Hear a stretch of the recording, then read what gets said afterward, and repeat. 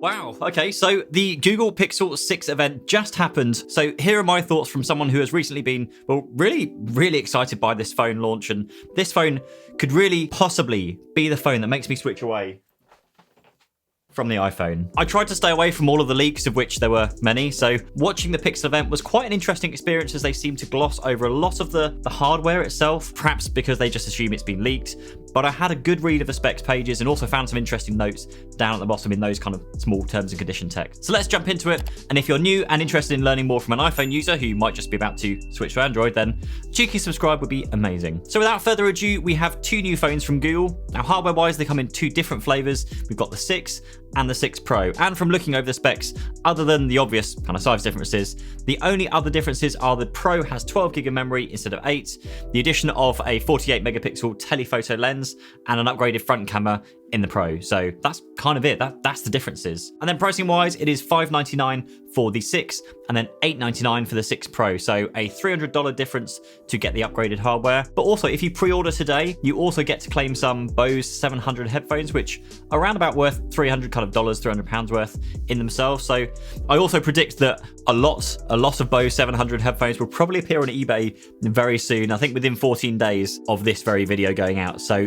you might be better off just kind of holding on to those headphones for now and maybe wait for the resale prices to go back up again once the rush has disappeared. Briefly touching on the colors, the 6 comes in kinda coral, sorta seafoam, and stormy black, really weird names, whereas the Pro comes in sorta sunny, cloudy white, and stormy black. Cameras were by far the biggest focus for Google at this event. They're one of the main areas where we're expecting big things, and particularly compared to the latest iPhone 13. Now we've got a 50 megapixel wide lens, a 12 megapixel ultra wide, and on the Pro, a 48 megapixel telephoto lens with 4 times optical zoom. Compare that to Apple, and you're only getting 12 megapixels on all the cameras. And those extra megapixels means you can do a lot more high quality photos, which means you can crop much further in without seeing any noticeable image degradation. And then lastly, the 6 Pro also has a 4K front facing camera, which is really nice to see in all honesty. Now combine all of this with the software features, which we'll talk about in a moment, and that sets the tone that the camera system on the Pixel 6 and the Pixel 6 Pro really could be the best of the best. So that is the camera. What else? We've also got a 90Hz display on the 6 and 120Hz on the Pro, and a very similar kind of ProMotion feature that ramps up and down from 120 to 10Hz to extend battery life. And speaking of battery life, this is one thing I came across when looking through all the specs that wasn't mentioned in the presentation that I know of. According to the specs, the battery in both the 6 and the 6 Pro will last beyond 24 hours and up to 48 hours with extreme battery saver. Both, of course, with caveats, so let's check out what those are. Average battery life tested was 34 hours, with a mix of talk, data, standby, and other features. 2-day battery life using a mix of talk, data, standby, and other features when using extreme battery saver mode, which disables features like 5G. Of course, caveated with actual battery life may be lower. Now, if these stats are real world stats, then this could just be as good, if not better, than the iPhone 13 Pro Max version, but available across all of the Pixel 6 handsets and not just the most expensive. So that is something I'm really genuinely looking forward to testing out when I get my hands on one next week. We're also getting 30-watt fast charging on USB-C and 23-watt charging wirelessly with a new fast charging dock, which as of yet you can't actually buy. It isn't up to the standards I've seen with other leading phones like the OnePlus 9 Pro, but compared to the iPhone, which has 20-watt wide and 15 wireless, it's still a massive improvement. Then again, with the improvements in battery life, charging speed actually becomes much less of a priority in the phone, so there's that to think about too. And another disappointing thing that I see in both the Apple and the new Pixel kind of system is if you scroll to the bottom of their page with all of the small, terms and conditions kind of things. Whilst the Pixel 6 is IP68 rated, water damage is not covered by warranty. Now I can kind of understand why to a certain extent, because over time the seals in these phones will get weaker and perish, and then they'll let water in, which will damage it. But to have a blanket rule that a phone which is IP68 rated, which means you can withstand submersion up to 1.5 meters underwater for up to 30 minutes, but not cover water damage under warranty, just seems a little unfair. You might as well tell people that it is splash proof. Oh, and by the way, you might get away with dunking it underwater. So that is the hardware. Let's talk about features now, because arguably the clever stuff with Google is actually in the features. Starting with the camera, because again, it is one of the biggest focuses on this phone. You've got natural skin tones, which I have to say, when comparing my friend's S21 Ultra to my own iPhone 13, they really did need to do something about getting natural skin tones across the board, and I'm also glad to see that it's now also being more inclusive by doing so. There's the magic eraser feature that uses AI to remove other people from a photo, which it's mind-blowingly clever to be able to have that feature within a phone. I think it's one of those features that I don't really feel is going to be a huge feature to me personally, but probably will be once I actually get started and get my hands on taking photos with it. Face Unblur is also a bit of an interesting feature which stops those blurry photos you take. Normally they happen when you don't actually have enough light, but the other use case of adding blur to a photo means you can get some really kind of arty looking shots which actually look kind of good. Not something you always want, of course, but I can see this getting some really interesting, unique shots. There's also a partnership or integration of some form with Snapchat.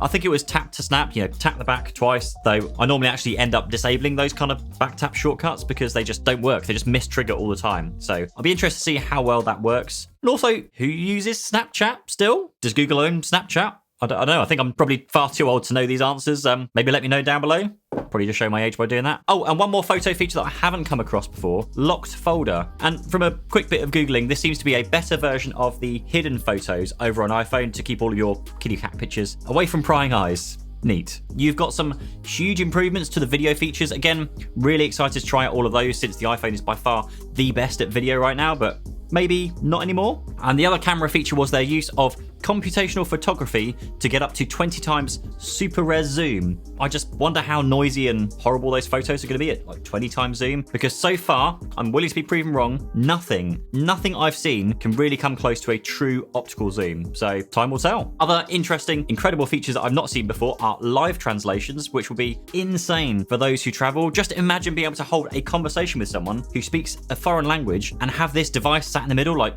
translating. It's like Star Trek or Star Wars or Jedi stuff.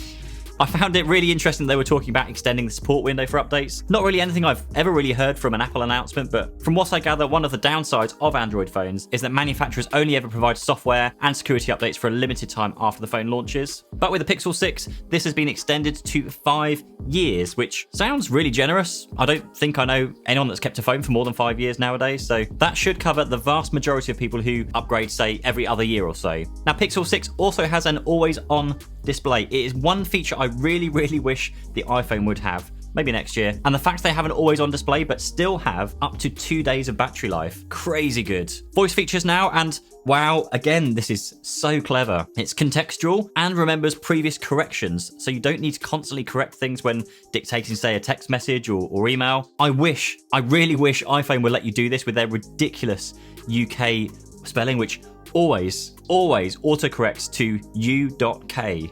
So frustrating. I think that will genuinely make a big difference when texting, and perhaps I might actually be able to send and reply to messages just by voice and without touching the phone, since we all know that usually it's a case of a ton of mistakes in your message or having to manually go back and pick up your phone and correct them by hand. Call screening is a feature I saw at Google presentation quite a few years ago now, I think, and have always admired from a distance over here in the Apple ecosystem. I guess perhaps it's how Google people feel when they see the Apple integration, which I don't personally feel that Google has done as well yet. Well, not yet anyway. Next up is Google Assistant's integration with Google My Business to show busy periods, which is quite a nice feature. And the fact you can use Google Assistant to stay in line and queue for you whilst only like tapping prompts on screen for that option 1 or option 2, that is damn clever. Really clever. Though I do also remember seeing a feature in a previous launch again where Google Assistant would call up and make a reservation or book a hair appointment for you. Is that still a thing? But really clever. Overall, it was a really interesting presentation. Not quite as polished as Apple's, I don't think.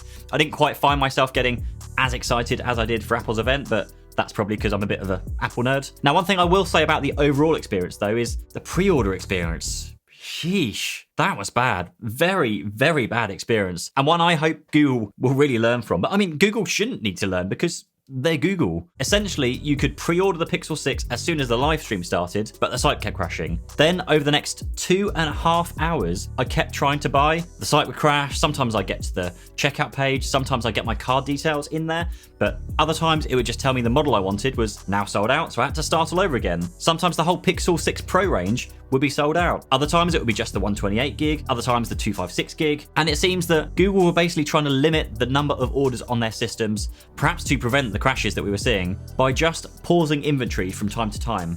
Which then explains why phones would kind of come and go in and out of stock multiple times throughout the time it took, well, for me to order one. But with that said, let me know if you managed to get one and which one. I did eventually manage to snag the one I wanted. It was a 6 Pro in black at 128 gigas, all of my stuff stored in the cloud anyway. And I am really, really excited to give this a try. So make sure you subscribe to get my take.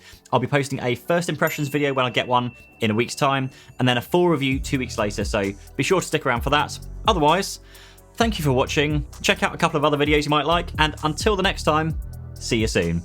Cheers.